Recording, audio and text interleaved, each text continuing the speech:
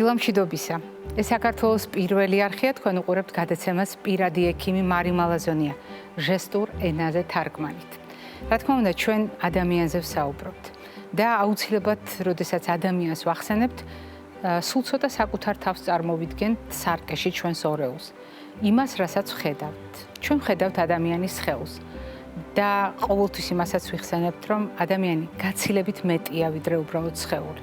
დიახ, ადამიანი თავისი არსით ბევრად უფრო აღმატებულია, ვიდრე ფიზიკური სხეული, მაგრამ ჯანმრთელობაზე საუბრის დროს მაინც გვჭირდება იმის გათვალისწინება, რომ ადამიანის ჯანმრთელობა სრული ფიზიკური, მენტალური და სოციალური კეთილდღეობა. ჩვენ გვჭირდება იმის გააზრება, რომ ჩვენს ორგანიზმში, ჩვენს სხეულში ყველაფერი ერთმანეთთან დაკავშირებულია და არ არსებობს რომელიმე სისტემის ჯანმრთელობა სხვა სისტემების ჯანმრთელობის გარეშე. და პირიქით, თუ ჩვენ საუბრობთ ავადობაზე, ესეც ურთიერთდაკავშირებული პროცესია და გულისხმობს სისტემების ურთიერთგავლენას. მოდით გავიხსენოთ სასიცოცხლო მნიშვნელობის ორგანოების ურთიერთობა და უპირველეს ყოვლისა გავიხსენოთ მაგალითად ის ტუმბო, რომელზედაც ხშირად საუბრობთ ხოლმე, როგორც კუნთოვან ტუმბოზე, რომელიც მთელს ორგანიზმს სისხლით ამარაგებს. სიმართლე გითხრათ, როდესაც გულსიძახთა სისტემაზეა საუბარი, არ მიყვარს ხოლმე იმის ხაზგასმა, რომ გული ტუმბო არა და ეს მართლაც ასეა, რადგან სულ მახსენდება 딘 ორნიშის სიტყვები, რომელიც მრავალი კვლევის ჩატარების შემდეგ ის გახლდათ ძალიან ცნობილი ამერიკელი კარდიოლოგი ყოველთვის ამბობდა, რომ გული არ არის უბრალოდ ტუმბო, ის სიყვარულის ორგანოა. მაგრამ მიუხედავად მისი შეფასებისა და საერთოდ დამოკიდებულებისა, რომელიც ამ ორგანოს მიმართ გვაქვს და ჩვენს წინაპრებს ეს ხაზგასმით აქვთ ქართულ ენაში დაშიფრული, ძალიან დიდია მისი როლი, როგორც სწორედ ტუმბოსი, რომელიც გადაისვრის სისხლს იმისთვის, რომ სისხლძარღვებით ყველა ორგანოსთან, ყველა სისტემასთან, ყველა ქსოვილთან, ყველა უჯრედთან მიიტანოს ჟანგბადი და საკვები ნივთიერება. ასეთ შემთხვევაში გულსიძახთა სისტემა არის ის მომარაგებელი, რომელიც ადამიანს სიცოცხლითაც უზრუნველყოფს და ამავე დროს უზრუნველყოფს გარემოსთან ადაპტაციას სხვადასხვა ვითარებაში. სწორედ გულსიძახთა სისტემა განაპირობებს და მისი სამუშაო, რომ ყველა ორგანომ მიიღოს მისი მუშაობისათვის საჭირო რესურსები და ასეთ შემთხვევაში გარემოსთან მუდმივ ცვლაში მყოფი კუჭნაწლავის სისტემა, რომელიც საჭმლის-მომნელებელი სისტემის აუცილებელი შემადგენელი ნაწილია, გამონაკლისი არ გახლავთ. თავის მხრივ გულსიძახთა სისტემა ცვლის კუჭნაწლავის ტრაქტის მუშაობას, საჭმლის-მომნელებელი სისტემის მუშაობას, ისევე როგორც ჩვენ არაერთხელ გვითქვამს, რამდენად განსაზღვრავს კუჭნაწლავის ტრაქტი და საჭმლის-მომნელებელი სისტემა გულსიძახთა სისტემის მდგომარეობას და განსაკუთრებით მაშინ, როდესაც საუბრობთ ნაწლავისა და გულის ურთიერთობაზე, ნაწლავისა და გულსიძახთა სისტემის ურთიერთობაზე. მოდით გავიხსენოთ კიდევ ერთი სისტემა, როგორიც გახლავთ ჩვენი დაცვითი სისტემა. განა შეიძლება რომელიმე ორგანო, რომელიმე უჯრედი, რომელიც უზრუნველყოფს ჩვენს დაცვას, ჩვენს იმუნურ პასუხს, იყოს სათანადო მომარაგების გარეშე.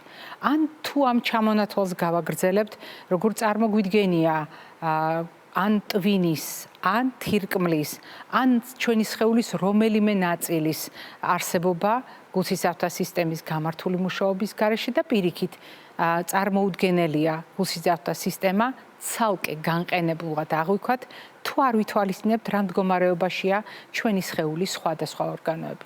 კანიც კი, რომელიც ხშირ შემთხვევაში თითქოს არ განიხილება ამ საერთო ჯაჭვში, სრულიად დაუმსახურებლად, იმიტომ რომ სწორედ კანი არის ის განსაკუთრებული ორგანო, ყველაზე დიდი ორგანო, რომელიც როგორც სარკე ისე აირეკლავს ორგანიზმში მიმდინარე პროცესებს და მან როგორც ბარიერმა ჩვენსა და გარე სამყაროს შორის შეიძლება ბევრად განსაზღვროს ჩვენი შინაგანი ორგანოების მდგომარეობა. მოკლედ, ის რომ ორგანიზმში ყველაფერი ურთიერთდაკავშირებულია, მე ვფიქრობ, განმარტებასაც არ მოითხოვს, მაგრამ ზოგჯერ ძალიან მნიშვნელოვანია იმის გახსენება, რატომ არის ესა თუ ის პროცესი დამაზარალებელი არა ერთი, არამედ რამდენიმე სისტემისთვის ერთდროულად.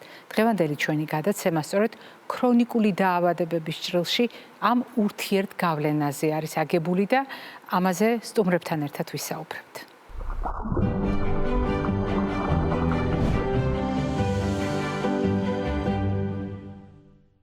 როდესაც ორგანოთა ურთიერთობაზე ვსაუბრობთ, ჩვენ უნდა გავითვალისწინოთ, რომ ადამიანის ორგანიზმი არის ერთი მთლიანი განუყოფელი.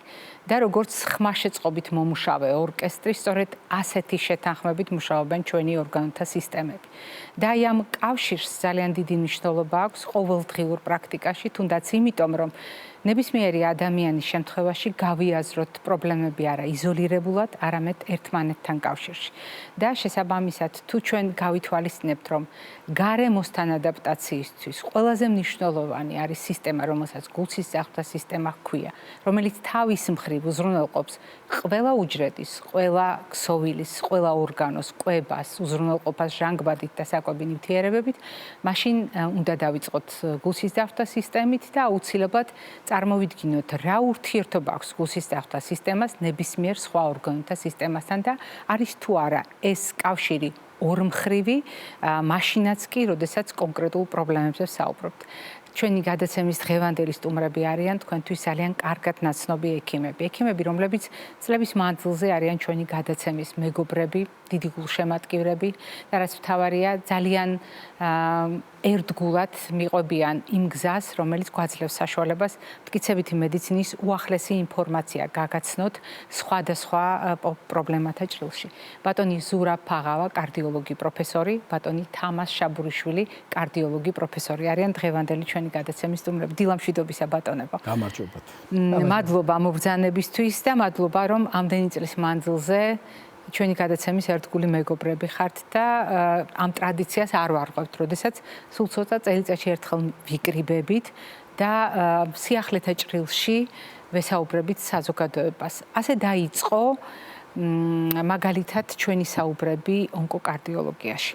არა იმიტომ, რომ ჩვენი ურთიერთობა ასე დაიწყო, ჩვენ მანამდეც ხვდებოდით ერთმანეთს, უბრალოდ მაშინ, როდესაც საერთაშორისო სამედიცინო საზოგადოებამ დაიწყო ამაზე პირველად მსჯელობა და ფიქრი, თქვენ მობრძანდით ჩვენს გადაცემაში და მაყურებელს უამბეთ, რამდენად მნიშვნელოვანია ონკოლოგიისა და კარდიოლოგიის კავშირი. მოდით რამდენიმე სიტყვით გავახსენოთ საზოგადოებას, რადგან სწორედ ამ გახსენებას ექნება უზარმაზარი მნიშვნელობა, თუნდაც იმ თემასთან კავშირში, რაც ვენების უკმარისობას უკავშირდებოდა, იმიტომ რომ ჩვენ ამაზეც პირველად სწორედ ამ გადაცემაში თქვენი სტუმრობისას ვისაუბრეთ, როდესაც ვენების უკმარისობა და გულსის ძახვის სისტემა ერთმანეთს დაუკავშირეთ და იმ რისკებზე ვისაუბრეთ, რაც ადამიანის ჯანმრთელობას საკმაოდ სერიოზულად დააზარალებს ხოლმე.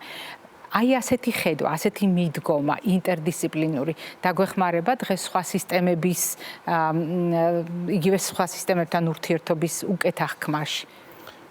რა თქმა უნდა დაგვეხმარება მართალი ბრძანდებით, იმიტომ რომ ორგანიზმში არ არის ეს სისტემები ცალ-ცალკე, ის ყველაფერი მთლიან ორგანიზმში არის ინტეგრირებული და ეს ყველა ერთმანეთთან გარკვეულ კავშირშია. ერთი ორგანოს დაავადება იწვევს მთელი სისტემის, მთელი ორგანიზმის ავადმყოფობას, ხომ? აი თუნდაც მარტივი მაგალითი რომ ავიღოთ, არტერიული ჰიპერტენზია იქნება თუ გულის უკმარისობა ის დაავადება, რომელიც იწვევს არტერიოლების შეცვლას, არტერიოლებისში პათოლოგიის განვითარებას, არტერიოლები ვიცით რომ ყველა ორგანოშია ჩაზრდილი, შესაბამისად იწვევს ყველა ორგანოს პათოლოგიას. აი, თუნდაც ჩვეულებრივ ნაწლავში, რომ წარმოვიდგინოთ, ნაწლავის მკვებავი არტერიოლების დაზიანება იწვევს თვითონ ნაწლავის უჯრედების მკდომას, იმის გამო რომ არ მიეწოდებათ მათ ადეკვატური რაოდენობით სისხლი, არტერიოლებით მარაგდებიან ეს უჯრედების სისხლით, შესაბამისად ეს იწვევს ზუსტად იმას, რომ არ არის ადეკვატური რაოდენობით თვითონ ნაწლავის უჯრედები, მათ მაგივრად აი შემართებელი ქსოვილი ვითარდება, არ არის საკმარისი რაოდენობით ენტეროციტები, შესაბამისად არ ხდება ნორმალური რაოდენობით ამინომჟავების შეწოვა, არ ხდება ამინომჟავების შეწოვა, არ ხდება ცილების სინთეზი ორგანიზმში, ისეთი ცილების, როგორც არის მაგალითად გლობულინები, მათი ნაკლებობა იწვევს იმუნური სისტემის დაქვეითებას. აქედან გამომდინარე, ასეთ პაციენტებს უფრო ადვილად ემართებათ როგორც ფილტვების ანთება, ისე ონკოლოგიური დაავადებები. ანუ პრაქტიკულად ერთი სისტემის პათოლოგია, ერთი სისტემის დაავადება იწვევს მთელი ორგანიზმის დასუსტებას, მთელი ორგანიზმის ყველა ორგანოს, ასე ვთქვათ, დაავადებას. და ეს მარტო ნაწლავებში ხომ არ ხდება, ყველა ორგანოში ხდება. შესაბამისად, ყველა ორგანოს ფუნქცია იშლება ამ დროს. ანუ პრაქტიკულად თქვენ აღწერეთ მანკიერი წრე, რომელიც ყველა ორგანოს ჩაითრევს, ყველა სისტემას ჩაითრევს. თავის მხრივ მე ფილტვების ანთება, ონკოლოგიური დაავადება კიდევ უფრო მეტად ამძიმებს კარდიოვასკულარულ დაავადებებს, გულსის ძარღვთა სისტემის დაავადებას და ასე შემდეგ. ანუ ერთი დაავადება, ერთი ორგანოს დაავადება იწვევს მთელი სისტემის დაავადებას. აქედანაც ჩანს ის, რაც თქვენ აღნიშნეთ, რომ ორგანიზმი არის ერთი მთლიანი და ყველა ეს სისტემა არის მასში ინტეგრირებული, რომელიც ერთმანეთზე დამოკიდებული, ერთმანეთთან კავშირშია და ერთის ფუნქციონირება განსაზღვრავს ყველა დანარჩენის ფუნქციონირებას. და ძალიან მნიშვნელოვანია, რაც თქვენ ახლა ბრძანეთ, დავინახოთ, რომ გულსიძახვა სისტემა ახდენს გავლენას სხვა სისტემებზე და სხვა სისტემები თავის მხრივ დააზარალებს გულსიძახვა სისტემას. აი ამ ლოგიკას რომ გავყვეთ, ბატონ ზურაბ, ბატონმა თამაზმა აღწერა, მართალია გულწნაწლავის მაგალითზე, ამ შემთხვევაში ნაწლავისა და გულსიძახვა სისტემის ურთიერთობის მაგალითზე, მაგრამ ამავე დროს განაზოგადა ეს მოდელი და ბრძანა, რომ იგივე მექანიზმი მუშაობს ყველა სისტემასთან მიმართებაში და ასეთივე მექანიზმით შეიძლება დაზარალდეს ნებისმიერი ორგანო, თუ არასათანადოდ მომარაგდება სისხლით, მერე არასათანადოდ უზრუნველყოფს თავისავე ფუნქციას და ამ შეცვლილი ფუნქციით უკვე უკუსვლით და ამ წრეში ჩართულობით თავის მხრივ დააზარალებს გულის და სისხლძარღვების ჯანმრთელობას. დიახ, მაგრამ პირველ რიგში დიდი მადლობა რომ მოგვიწვიეთ და დიდი მადლობა იმისთვის, რომ თქვენ ყოველთვის ამახვილებთ ყურადღებას აი ამ ახალ ტრენდებზე, რომელიც არსებობს მედიცინაში და მათ შორის აი ეს ახლა ეს ამას ქვია ესეთი ჰოლისტური მიდგომა თუ ჰოლისტიკური ყოვლისმომცველი მიდგომა მედიცინაში და მედიცინა გადაიქცა ამ ორგანოსპეციფიური დარგიდან უკვე გადაიქცა აი ამ სწორედ უკვე მიდის ანალიზი ამ სხვადასხვა ორგანოების ურთიერთქმედების შესახებ. და კიდევაც არის ახლა შედარებით ახალი ტერმინია ესეთი organ cross talk თუ კონტექსტით გადავთარგმნით კონტექსტის გათვალისწინებით ეს არის ორგანოთა ქიშბობა ერთმანეთთან რაღაც ყოველი მოცემული პათოლოგიის დროს. და ეს ხდება ყოველთვის და თავის twin-ი, გული, ნაწავები არის ძირითადი ღერძი, რომელიც აი ამ ორგანოებს აკავშირებს ერთმანეთთან როგორც ნორმაში, ასევე პათოლოგიაში. და ეს არის ძალიან მნიშვნელოვანი. და მე ჩემმა დისერტატმა დაამთავრა ახლა სწორედ თავის სადოქტორო დისერტაცია, რომელსაც აჩვენა, რომ თირკმლის უკმარისობა პაციენტებში, რომელთაც გულის დაავადებები არ აქვთ დიაგნოსტირებული, თირკმლის უკმარისობის, რაც ხარისხს დამოკიდებულია ბუნებრივ ეს, უკვე იწვევს, თუ ჩვენ ნატიფი მეთოდებით გამოვიკლოთ გულს, აღმოჩნდება, რომ უკვე გვაქვს საწყისი ეტაპები გულის უკმარისობის განვითარების. და ეს ურთიერთქმედება ხორციელდება მოლეკულების მეშვეობით, ნერვული დაბოლოების მეშვეობით, იმუნური სისტემის მეშვეობით, ეს არის ძალიან დიდი ცვა ნივთიერებების, რომელიც ხდება ორგანიზმში როგორც ნორმაში, ასევე პათოლოგიაში. ძალიან მნიშვნელოვან საკითხს შეეხეთ, ბატონ ზურაბ.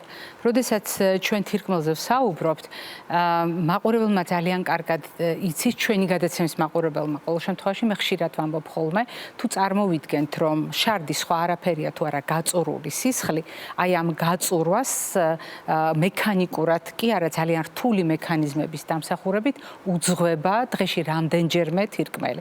ეს ნიშნავს, რომ ეს სისხლძარღვოვანი ორგანოა, ძალიან მნიშვნელოვანი თავისთავად, მაგრამ მეორე მხრივ ბევრად დამოკიდებული გულსისძახვა სისტემის ჯანმრთელობაზე, ისევე როგორც თავად თირკმელს შეუძლია შეცვალოს გულსისძახვა სისტემის მდგომარეობა. თქვენ მიერ მოთხრობილი ეს მაგალითი ადასტურებს, რომ თირკმელის მდგომარეობას შეუძლია განსაზღვროს გულის ჯანმრთელობა, არადა გულის მდგომარეობასაც შეუძლია შეცვალოს თირკმლის მდგომარეობა. ხომ ასეა? არის ეგეთი ტერმინი, ახლა თამას დამეთანხმება ეს არის პეპელას ფენომენი. დიახ. პეპელას ფენომენი გულისხმობს იმას, რომ პეპელა ფრთებს რო შეარხევს, სადღაც ძალიან შორს შეიძლება ქარბუქი ატყდეს.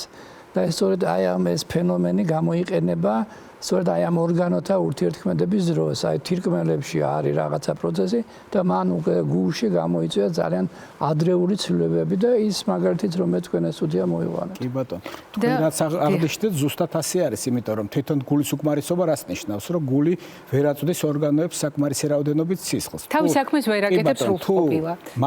ქრონიკულად თირკმელს არ მიეწოდება ადეკვატურად სისხლი, შესაბამისად ხდება თვითონ თირკმლის უჯრედების მკვდომაც, ხომ? შესაბამისად არ არსებობს გულის უკმარისობა ისეთი, სადაც თეორიულად მაინც არ არის თირკმლის უკმარისობა.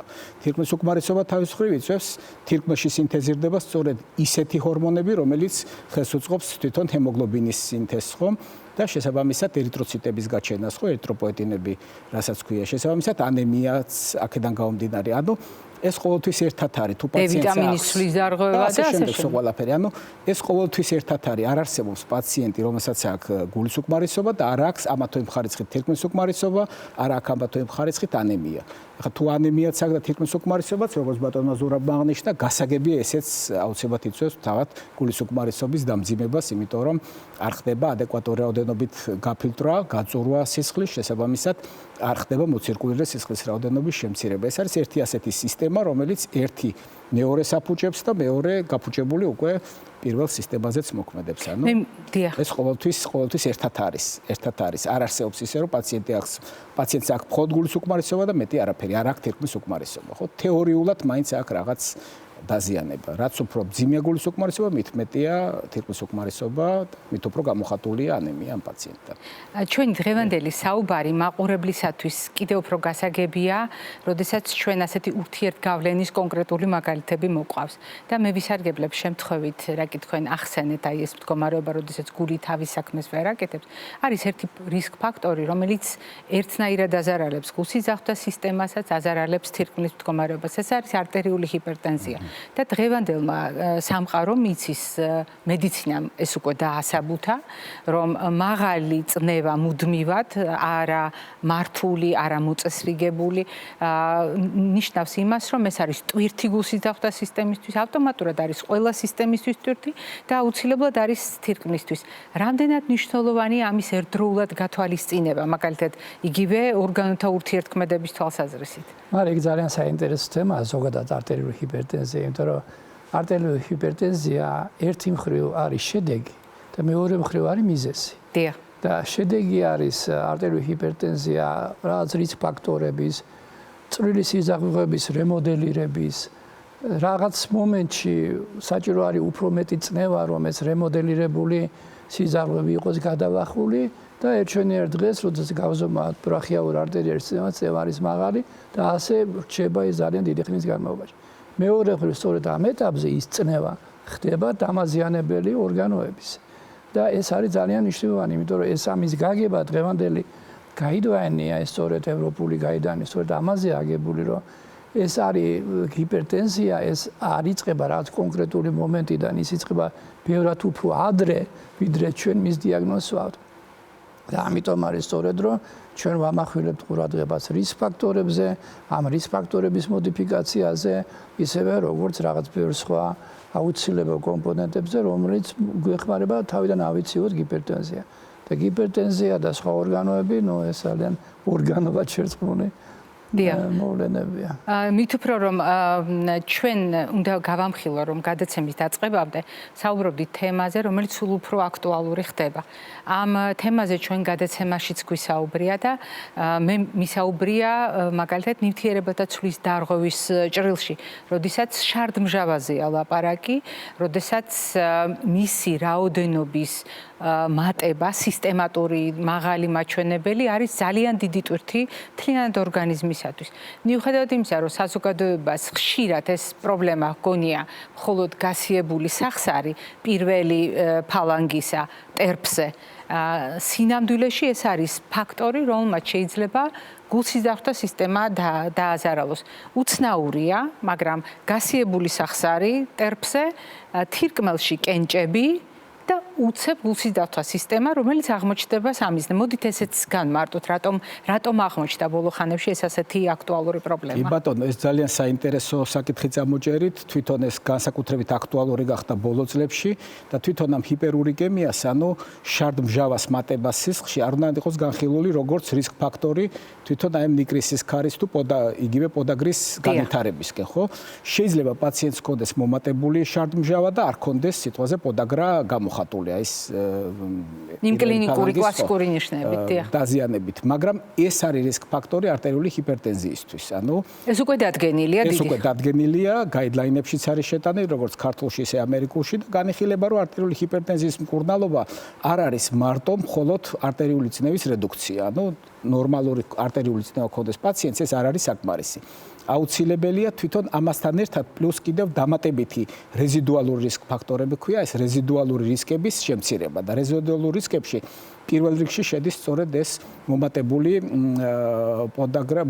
შარდმჟავის კონცენტრაცია სისხლში. ამიტომ ასეთ პაციენტებს ჩვენ აუცილებლად გამოვავლენთ ხოლმე, რუტინულად ხდება შარდმჟავას შესწავლა და შესაბამისად მკურნალობის დანიშვნა. აი თუნდაც იქიდან გამომდინარე, რომ ორი პაციენტი რომ აიღოთ პოსტოპერაციულ პერიოდში კარდიოქირურგიული ოპერაციის შემდეგ, ყოველთვის პაციენტს, რომელსაც აქვს პოდაგრა, გაცილებით უფრო მძიმედ მიდის მასთან რეაბილიტაციის პერიოდი. ეს იმიტომ, რომ ეს პოდაგრა არის მთელი ორგანიზმის სისტემური დაავადება. ეს არის სპეციალური გარკვეული პურინული, გარკვეული ნივთიერებათა ცვლის დარღვევის შედეგი. და ეს თქვენი ფრაზა ნიშნავს იმას, რომ გაითვალისწინოს საზოგადოებამ იმ ადამიანებმა, ვისაც მსგავსი მდგომარეობა აქვს, იმ ოჯახებმა, სადაც მსგავსი ისტორია, რომ იზოლირებულად მარტო გულის პრობლემების მოგვარება, თუნდაც ოპერაციული გზით, შეიძლება საკმარისი არ აღმოჩნდეს საერთო სიტუაციის გასაჯანსაღებლად და ძალიან მნიშვნელოვანია ასეთ დროს სწორედ აი ამ ქიმიური ნაერთების წონასწორობის დაცვა ორგანიზმში. თუ აი ამ ლოგიკას გავყვებით, ჩვენ შევეხეთ მაგალითად საუბარი ბატონმა თამაზმა ნაწლავით დაიწყო, თირკმელს შევეხეთ. ძალიან მნიშვნელოვანია ხოლმე საუბარი კუჭნაწლავის ტრაქტზე, როდესაც არის არა მხოლოდ კუჭნაწლავზე, არამედ მთლიანად საჭმლის მომნელებელ სისტემაზე ვისაუბროთ და საჭმლის მომნელებელი სისტემა კუჭნაწლავის ტრაქტთან ერთად გულისხმობს დიდ ჯირკვლებს და უპირველეს ყოვლისა ყველაზე დიდ ჯირკვალს ჩვენი ორგანიზმისა, როგორიც არის ღვიძლი. ღვიძლი და გულსიძახვა სისტემა რამდენად არის დაკავშირებული. შეიძლება ღვიძლი დაზარალდეს, მაგალითად გულის უკმარისობის გამო, გული რომ ვერ მუშაობს კარგად, ან პირიქით ღვიძლის პრობლემებმა შეიძლება თუ არა თავის მხრივ დააზარალოს გულსიძახვა სისტემა. ანუ რა თქმა უნდა, პირველ ყოვლისა რაც შეეხება გულს და ღვიძლს და გულის დაავადებას და ღვიძლს, ეს ძალიან კარგად მანიფესტირდება გულის უკმარისობის დროს, როდესაც შეგუბება ვითარდება ეგრეთ წოდებულ სისხლის მიმოქცევის დიდ წრეში, ღვიძლი შეგუბებულია და როდესაც თუ მკურნალობა არ არის დროულად დაწყებული და მკურნალობა არ არის ეფექტური, ყალიბდება ფიბროზი ამ ღვიძლის, ყალიბდება ციროზი ამ ღვიძლის და ყველა აქედან გამომდინარე შედეგი. არა და დაიწყო პროცესი თითქოს გულსიძახვა სისტემიდან. დაიწყო გულსიძახვა სისტემიდან. მეორე მხრივ თვითონ ღვიძლის დაავადება, ალკოჰოლური თუ ანთებითი ეს ფიბროზები და მერე ციროზი, რა თქმა უნდა, ეგეთ პორტალური ჰიპერტენზია და პორტალურ სისხლის მოქცევაში მარალია, რა თქმა უნდა, გავლენას ახდენს გულის მუშაობაზე და ეს ინტერაქცია არის ძალიან ცნობილი, ძალიან კარგად გავლილი და ექიმები ამას ძალიან აქტიურად ვითვალისწინებთ პათოლოგიური პროცესების მართვის დროს. მოდით გავიწყოთ ასევე რომ თვითონ ღვიძლი არის რეზერვუარი მოცირკულირეს სისხლის, ხო? როდესაც არის გულის უკმარისობა, ღვიძლიდან ხდება სისხლის გადმოსროლა და ხდება მოცირკულირეს სისხლის რაოდენობის ზრდა, რაც დამატებითი დატვირთვა გულზე და ეს ამძიმებს გულის უკმარისობას. ამიტომ მთელი ჩვენი მკურნალობა არის ხოლმე ისეთი, რომ როგორმე ეს მოცირკულირეს სისხლის რაოდენობა გადავიყვანოთ ღვიძლში და ელენთაში, ანუ მოხდეს მოცირკულირეს სისხლის რაოდენობის შემცირება. აი ბეტა ბლოკერები ცნობილი სწორედ ამას აკეთებს. ერთ-ერთი მისი მოქმედების მექანიზმიც იმაში მდგომარეობს, რომ სისხლი გადაყავს დეპო ორგანოში, ისე დეპო ორგანოში, რომელიც არის ღვიძლი. ანუ ღვიძლი თვითონ არ რეგულირებს გულთან ერთად სისხლის მოცულობას სისხლძარღვებში, რაც ძალიან მნიშვნელოვანია თვითონ გულის მუშაობისთვისაც. თwiলা კი არ იყო ადრე თვლიდა გალენი საუკუნეებში, რომ სისხლის მოქცევის ცენტრალური ორგანო გული კი არა ღვიძლიაო, ამტკიცებდა, ხო? გარკვეული ლოგიკა იყო მის მსჯელობაში, რა თქმა უნდა. დიახ, და მით უფრო არის ძალიან მკაფიოდ გამოკვეთილი ლოგიკა დღევანდელ ჩვენ საუბარში, იმიტომ რომ ჩვენ გვაქვს ორგანიზმის შიგნით ექსკურსი და ეს ექსკურსია და გრძელდება ამ სისტემების მიხედვით და ჩვენი ექსკურსია მძღოლი, ასე ვთქვათ, ჩვენი გიდი, გაიდი არ აქვს მნიშვნელობა ტრანსკრიფციას, არის გულსიძახვა სისტემა და ეს ლოგიკურიც არის, იმიტომ რომ სადაც მიდის სისხლი, იქ მიდის ჟანგბადი და საკვები ნივთიერებები და იქ მივყვებით ჩვენ. ასეთ შემთხვევაში სასუნთქ სისტემასთან რომ მივდივართ, ჩვენ შევეხეთ კუჭნაწლავის ტრაქტს, შევეხეთ ყველაზე დიდ ჯირკვალს, ღვიძლს, შევეხეთ შარდგამომყოფ სისტემას. ძალიან მნიშვნელოვანია სასუნთქ სისტემასთან გულსიძახვა სისტემის კავშირი. აზარალებს თუ არა სასუნთქი სისტემის ქრონიკული დაავადება გულსიძახვა სისტემას და პირიქით გულსიძახვა სისტემის პრობლემა შეუძლია შექმნას პრობლემები ფილტვებში. რა თქმა უნდა, მე ოდნავ დავბრუნდები დიახ. საქმის მომნელებელი ტრაქტისგან და ჩვენ გამოგჩა ერთი ძალიან მნიშვნელოვანი გარემოება, ეს არის მიკროფლორა ნაწლავების, რომელიც მიკრობიომი და მიკრობიოტადია. ეს განაპირობებს ძალიან ბევრ პათოლოგიას, ეს კიდევ ახალი ტრენდია მედიცინაში, ეხლა მიმდინარეობს შესწავლა და მე ვფიქრობ, რომ ეს იქნება ერთ-ერთი ძალიან მნიშვნელოვანი მიმართულება პათოლოგიის პრევენციის, პროფილაქტიკის და კურნაობის. რაც შეეხება იმას, რაც თქვენ ბრძანეთ, და ზუსტად იგივე რაც ვისაუბრეთ გულსა და ღვიძლს შორის. როდესაც გულის პათოლოგია არის, როდესაც გულის უკმარისობა არის, ასეთ შემთხვევაში შეგუბება ხდება უკვე მცირე წრეში და ისევე როგორც დიდ წრეში, რა თქმა უნდა, იმიტომ რომ ფიუტები იკვებება როგორც დიდი წრიდან, ასევე მცირე წრიდან, შეგუბება, ჩვენ გვაქვს ქოშინი, ჰაერის უკმარისობა, სითხე პლევრის ღრუში და ასე შემდეგ და ასე შემდეგ. მეორე მხრივ, ფიუტის დაავადებები, ისეთი როგორც არის ქრონიკული ობსტრუქციული დაავადებები. ისეთი როგორც არის, მაგალითად, მწვავე დაავადებები, როგორც არის ტრომბოემბოლია ფიუტის არტერიაში. ისინი იწვევენ გადატვირთვას გულის, მისი განსაკუთრებით მარჯვენა ნაწილის, ეს იწვევს გულის უკმარისობას, დიდ წრეში ეს იწვევს ღვიძლში შეგუბებას, ღვიძლის პათოლოგიას, თირკმლის სისხლის მოქცევის დარღვევას და ასე შემდეგ და ასე შემდეგ. აი ესეთი არის ეს წრე, იმდენად ეს ყველაფერი ძალიან მნიშვნელოვნად დაკავშირებული ერთმანეთთან. და ჩვენი დირიჟორი, ამ ორკესტრის, ხმაშეწყობით მომშავე ორკესტრის დირიჟორი, თავის ტვინი. ანუ თავის ტვინს და ნერვული სისტემის დაავადებებს შეუძლია თუ არა გულსიზარდთა სისტემა დააზიარალოს და გულსიზარდთა სისტემა არის თუ არა დამაზარალებელი თავის ტვინის და ზოგადად ნერვული სისტემის ჯანმრთელობის. რა თქმა უნდა, თქვენ და კარგად აღნიშნეთ, სადამ ჩვენ გადაცემას დავიწყებდით, რომ ინსულტების ძალიან დიდი ნაწილი არის სწორედ გულის პათოლოგიიდან გამოწვეული. გეცოთ, აი, წინაგულთა ფიბრილაცია, ეგრეთ წოდებული მოციმციმი არიტმია, რომელიც ადამიანს აქვს, არის 40%-ში ისემიური ინსულტების მიზეზი. გარკვეულ 10%-ში კიდევ მიზეზი არის სხვა გულის დაავადებები. გულის უკმარისობა თვითონ არის მიზეზი ასევე ისემიური ინსულტისა, ჰემორაგიული ინსულტის ძირითადი მიზეზი მაღალი არტერიული წნევა, ასე რომ თვითონ გულის ყველა დაავადება განაპირობებს თავის ტვინის დაზიანებას. მეორე მხრივ, თავის ტვინის პათოლოგია თვითონ მოგეხსენებათ, როგორი გავრცელებულია დღეს ნევროზები, გასაგებია, რომ თავის ნებისმიერი ნერვული გადაძაბვა თვითონ მოქმედებს თვითონ გულზე, თვითონ იცით ალბათ, რომ მიოკარდიუმის ინფარქტით შეიძლება განვითარდეს ძლიერი ემოციური სტრესის დროს. ხო, ეს სტრესები, ქრონიკული შფოთვა თვითონ არის ყოველთვის მიზეზი რაღაცა გულის პათოლოგიის. არ არსებობს ისეთი პრობლემა, რომ ადამიანს ჰქონდეს შფოთვა და არ აწუხებდეს გულის აჩქარება. გული ასეთი ორგანოა, ამიტომ კარდიოლოგებს ყოველთვის გვიწევს ყველა კარდიოლოგიური პათოლოგიით მოსულ პაციენტთან ყველა სხვა ორგანოს პათოლოგიის კარგად შესწავლა და გათვალისწინება შემდეგ ამ კურდალობაში აუცილებლად. მე ძლიერად შევეხო ამას ჰიპერტენზიას ეხება. დიახ, ეს არის ჰემორაგიული ინსულტის მიზეზი, მაშინ როცა მოციმციმე წინაგულთა ფიბრილაცია ისემიური ინსულტის.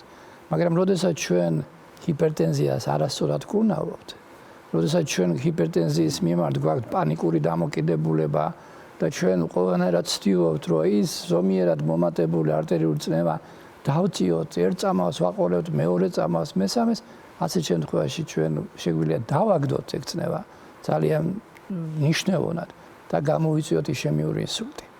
ანუ ხელოვნურად დავტოვოთ ჟანგბადის გარეშე ტვინს უჯრედებს. ძალიან საინტერესო საკითხი. ასე რომ ეს არის ესეთი ლინკები, ხო, აი ამ სხვადასხვა მდგომარეობებს შორის. ყოველთვის უნდა გავითვალისწინოთ ხანდაზმული ასაკიც, რომ ხანდაზმულ პაციენტს არ შეიძლება წნევა ჰქონდეს ისეთივე როგორც ახალგაზრდას, განსაკუთრებით მაშინ, როდესაც არის არტერიების ათეროსკლეროზი, იმიტომ რომ ათეროსკლეროზულ არტერიაში სისხლმო რო გაიაროს, აი ძალიან მარტივად რო ავხსნათ, ჭირდება მაღალი წნევა, ხომ?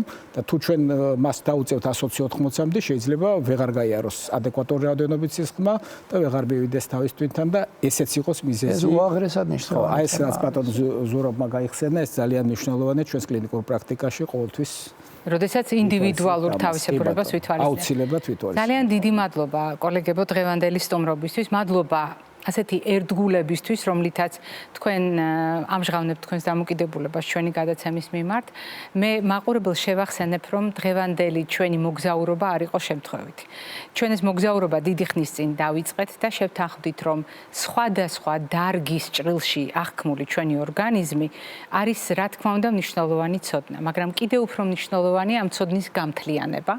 და როდესაც ჩვენ საუბრობთ ონკოკარდიოლოგიაზე, ვენების უკმარისობისა და გულსის დახვდა სისტემის დაავადებაზე, გულსის დახვდა სისტემის და ყველა დღეს განხილული სისტემის ურთიერთობაზე, ჩვენი ამოცანა არის ერთადერთი დავინახოთ ადამიანის ორგანიზმი მთლიანად და კიდევ ერთხელ ვთქვათ, რომ ჩვენს ორგანიზმში იზოლირებული პრობლემები არ არსებობს და ძალიან მნიშვნელოვანია ეს გავითვალისწინოთ ჩვენს ყოველდღიურ ცხოვრებაში და ყოველდღიურ პრაქტიკაში. მაყურებელს შევახსენებ, დღევანდელი ჩვენი გადაცემის სტუმრები ბრძანდებოდნენ კარდიოლოგი პროფესორი, მედიცინის მეცნიერებათა დოქტორი ბატონი ზურაბ-ფაღავა და კარდიოლოგი, მედიცინის მეცნიერებათა დოქტორი, პროფესორი ბატონი თამას შაბურიშვილი. მე არ გემშვიდობებით, წინ კვებითი შუქნიშანი გველოდება.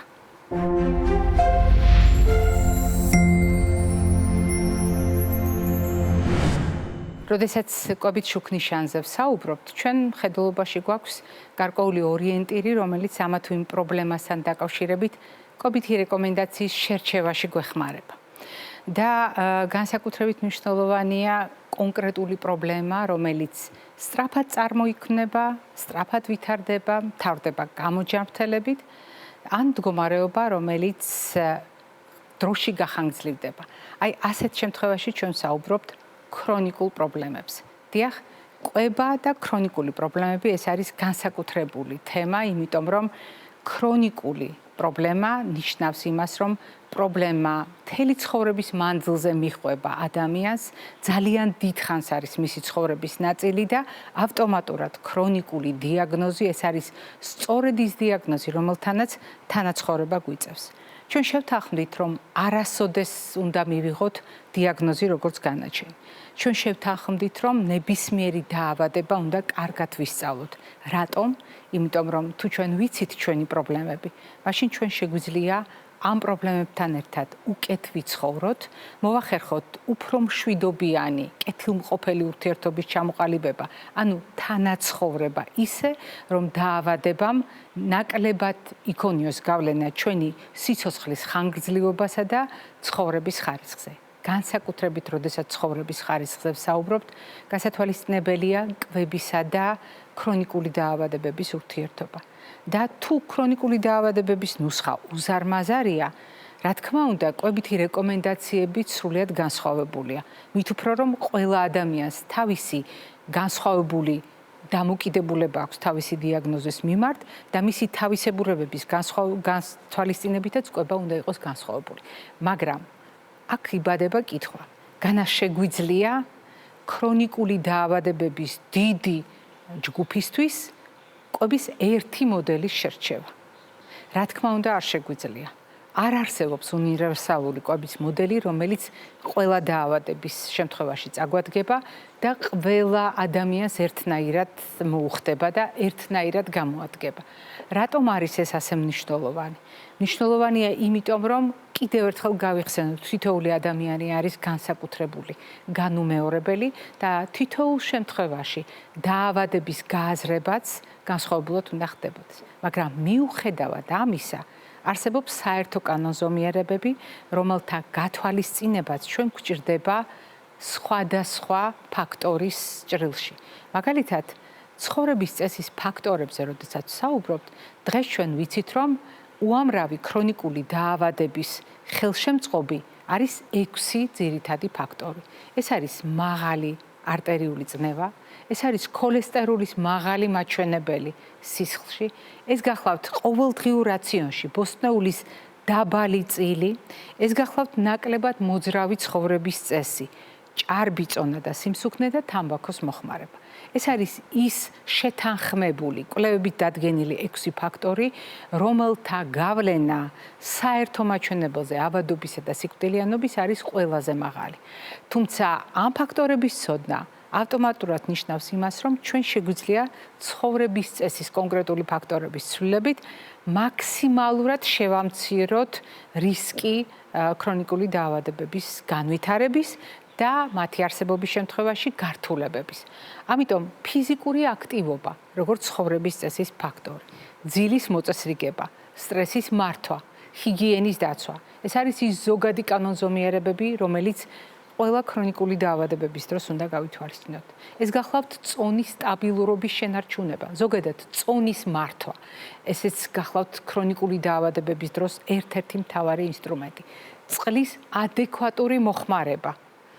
ჩვენ ყველა სხვადასხვა პრობლემაზე ვსაუბრობთ ხოლმე და ყველა სხვა პრობლემის შემთხვევაშიც ვახსენებთ წყალს. ქრონიკული დაავადებების დროს წყლით ორგანიზმის ადეკვატურ მომარაგებას აქვს გადამწყვეტი მნიშვნელობა, მით უფრო რომ ქრონიკული დაავადებების ქრონიკული მკურნალობა აუცილებლად მოითხოვს წყლის სასმელი წყლის შესაბამის რაოდენობას, რათა ორგანიზმის ქიმიური და მჟავატუტოვანი შემადგენლობა არ დაირღვეს. მნიშვნელოვანია რეკომენდაცია, რომელიც ასევე შეგვიძლია ყველასათვის საზიაროდ და სარგოდ გამოყოთ, ეს გახლავთ ალკოჰოლის მიმართ მაქსიმალურად ფრთხილი და გააზრებული დამოკიდებულება. ეს გახლავთ ტკბილი სასმელების მიმართ და ზოგადად დამატებული შაქრების მიმართ დამოკიდებულება, რომელიც ყველა ქრონიკული დაავადების პროფილაქტიკისთვისაც და მკურნალობისთვისაც ერთნაირად მნიშვნელოვანია. ეს გახლავთ დამუშავებული პროდუქტების გამოყენება და ამ დამუშავებულ პროდუქტებში განსაკუთრებით ნაჯერი ცხიმების როლის გააზრება, ტრანსცხიმების როლის გააზრება, განსაკუთრებით მნიშვნელოვანია აი ამ გადამუშავების დროს ჭარბი რაოდენობით შაქრის, მარილის, ცხიმის ურთიერთშეხამება და საერთო ნაკრებში ფუჭი კალორიების და ნაკლები საკვები ნივთიერებების არსებობა. ყველა ჩამოთვლილი კომპონენტი, ფიზიკური აქტივობა, ძილიც, სტრესის მართვაც, ჰიგიენაც, წონის მართვა, წყლის ადეკვატური მოხმარება, ალკოჰოლის რაციონალური მოხმარება, ტკბილი, დამატებული შაქრების, მათ შორის ტკბილი სასმელების რაციონალური გამოყენება, ეს გახლავთ ცხიმების და ნაჯერი ცხიმების, ტრანსცხიმების სწორად გააზრება, პროცესირებული, ანუ დამუშავებული პროდუქტების გამოყენება და ასე შემდეგ. ეს ყველაფერი თავიდან ჩამოვთვალე, იმიტომ რომ კიდევ ერთხელ დაკვირვებით აღმოგვეჩინა, რომ ქრონიკული დაავადებების დროს ყველა მათგანის სწორი გამოყენება და ყველა მათგანის ერთდროული გამოყენება შეიძლება აღმოჩნდეს ზუსტად ის საშუალება, რომელიც მოგცემს შესაძლებლობას პრობლემები ავიცილოთ თავიდან და არსებული პრობლემების შემთხვევაში უკეთ მართოთ ეს პრობლემები. თუმცა შეგვიძლია კვების მოდელებით ვისაუბროთ ქრონიკული დაავადებების რისკებზე უფრო დეტალურად. დიახ.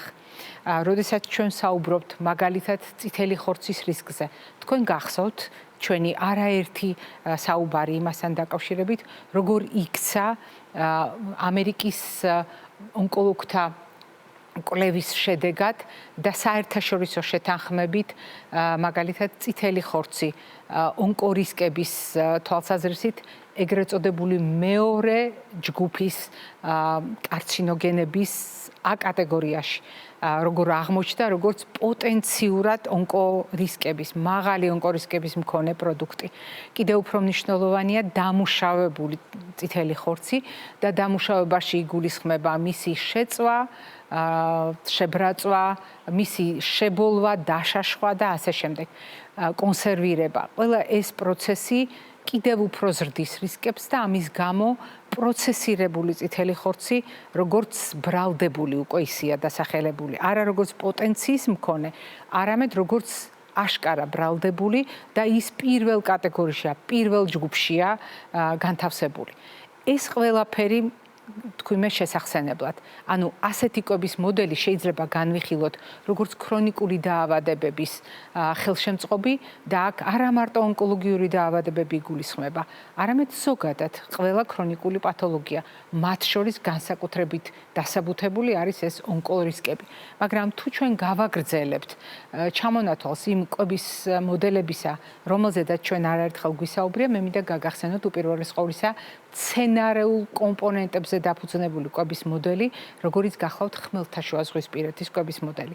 ეს ის შემთხვევაა, როდესაც ასევე შეგვიძლია უამრავ დიაგნოზს მოვარგოთ კვება და ვთქვათ, რომ დღევანდელი მონაცემებით და თქვენ გახსოვთ 2026 წლის იანვარში, როდესაც შემაჯამებელი დოკუმენტი გამოქვეყნდა, რომელი კვების მოდელებს განიხილავენ ექსპერტები და დარგის სპეციალისტები საუკეთესო მაჩვენებლად სხვადასხვა დაავადებასთან მიმართებაში. ანუ კვების რომელ მოდელს შეუძლია ყველაზე მეტად დაგვიცვას დაავადებებისგან ან დაგვეხმაროს ამ დაავადებების მართვაში.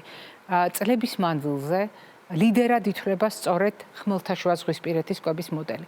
პრაქტიკულად მას კონკურენციას უწევს და თანაბარი მაჩვენებლებით გამოირჩევა ეგრეთ წოდებული დიეტური მიდგომა არტერიული ჰიპერტენზიის შესაჩერებლად და მე გაგახსენებთ, რომ DASH დიეტა, ანუ კვების მოდელი, რომელიც სწორედ ერთი შეხედვით არტერიული ჰიპერტენზიის მართვისთვის იყო თავის დროზე შემუშავებული და ასეც ქვია დიეტური მიდგომა არტერიული ჰიპერტენზიის შესაჩერებლად, დღეს გამოიყენება ძალიან ფართოდ მრავალი ქრონიკული დაავადების თავიდან ასაცილებლად და მართვისთვის. თქვენ წარმოიდგინეთ ონკოლოგიაშიც კი ხმელთაშუა ზღვის კვების მოდელთან ერთად გამოიყენება ცხადია გუსის ძავთა სისტემის პრობლემების დროს, გამოიყენება კუჭნატლავის ტრაქტის დაავადებების დროს, ისევე როგორც ამ ორი დიეტის კომბინაცია მნიშვნელოვან გავლენას ახდენს ადამიანის ჯანმრთელობაზე. თუმცა ეს მოდელები აერთიანებს გარკვეულ თანაფარდობას ჯგუფებს შორის და იმ პროდუქტებს შორის, რომელიც ამ ჯგუფების ქვეშ იგულისხმება.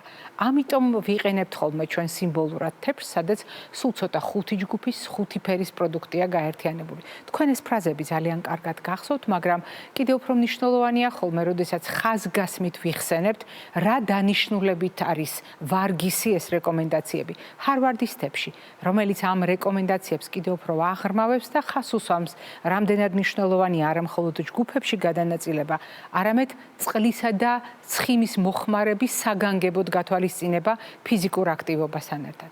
კიდევ უფრო მნიშვნელოვანია იმის გააზრება, რომ თეფშის პრინციპით ჩვენი რაციონის აღქმა არ სრულდება. ეს არის ძალიან გრძელი პროცესი, ძალიან ტევადი პროცესი, რომელიც დღეს აღიქმება როგორც კიდევ ერთი რეკომენდაცია, სადაც ამერიკის კიბოს კვლევის ინსტიტუტმა შეიმუშავა ახალი ამერიკული თეფში, ასე დაარქვეს მათ ამ რეკომენდაციას, რომელიც პრინციპში არის გაგრძელება ჩემს მიერ ნათქვამი რეკომენდაციების იმის ხაზგასმით, რომ 2/3 და მეტი უნდა იყოს ბოსტნეული, ხილი, მარცვლეულ-ბურღულეული და პარკოსნები.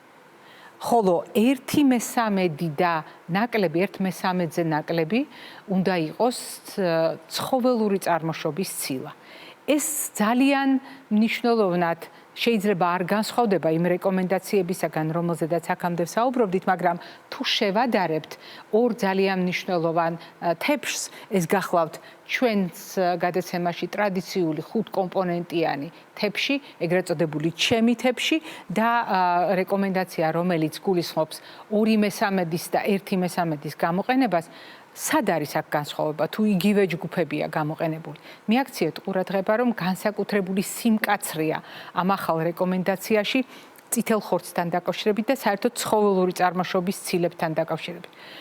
ხაზგასმით არის გამოკვეთილი ულუფა და პროდუქტებს შორის თანაფარდობა. ეს მნიშვნელოვანი საკითხია, როდესაც ჩემს თეფშზე ვსაუბრობ, რადგან ჩემი თეფშის შემთხვევაში ლაპარაკია სხვადასხვა სახის ჭლე ცხოველური წარმოშობის პროდუქტების გამოყენებაზე. ბევრად უფრო მკაცრია ახალი ამერიკული თეფში ამ რეკომენდაციასთან მიმართებით.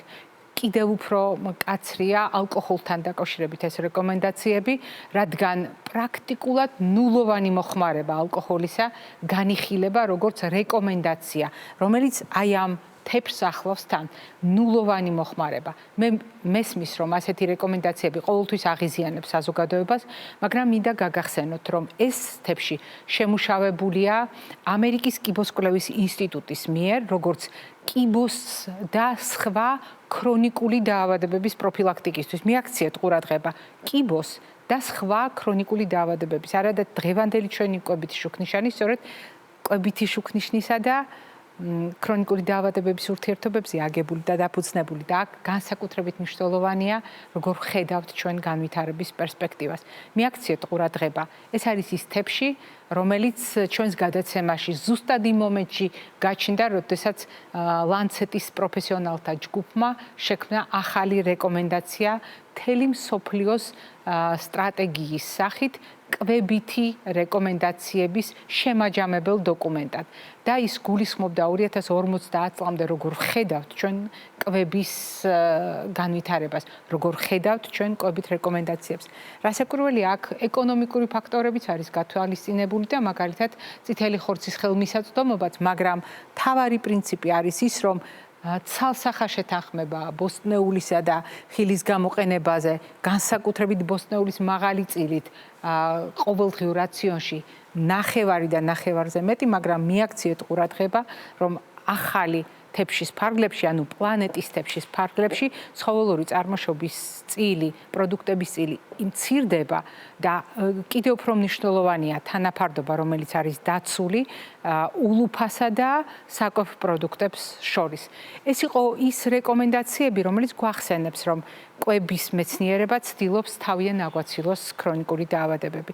კვების მეცნიერებას შეუძლია თავიდან აგვაცილოს ქრონიკული დაავადებები და კვებას შეუძლია უკეთ მართოს ქრონიკული დაავადებები ჩვენი დღეგრძელობისთვის და უკეთესი ცხოვრების ხარისხისთვის. მე დღეს ამით გემშვიდობებით, ჯანმრთელობას და დღეგრძელობას გისურვებთ.